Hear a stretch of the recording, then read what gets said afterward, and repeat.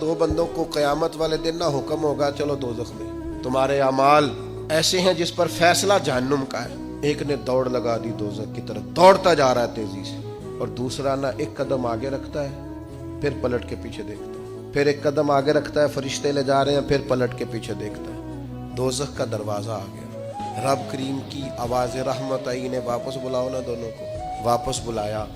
سارا کچھ جاننے والا رب پوچھتا ہے وہ جو دوڑ کے گیا تھا اسے پوچھتا ہے دوڑ کے کیوں گیا تو؟ وہ کہتا ہے مالک زندگی میں تیری مانی کوئی نہیں، سوچا چلو آج ہی مان لوں۔ اللہ کی رحمت کو جوش آیا، فرمایا اسے تو بھیجو نا جنت میں۔ چلو اس وقت ہی صحیح اطاعت کا جذبہ تو بیدار ہوا نا۔ دوسرے سے پوچھا بھائی تو کیوں نہیں جا رہا تھا؟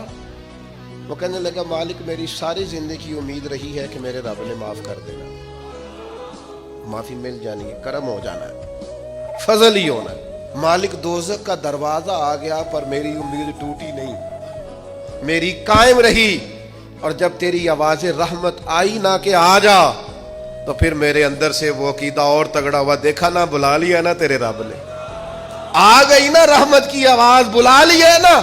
تو اللہ کریم نے فرمایا فرشتوں اس کے سارے گناہوں پر قلم پھیر دو، جو میری رحمت کی اتنی امید رکھے اسے دوزخ میں نہیں جنت میں داخل کیا جاتا ہے۔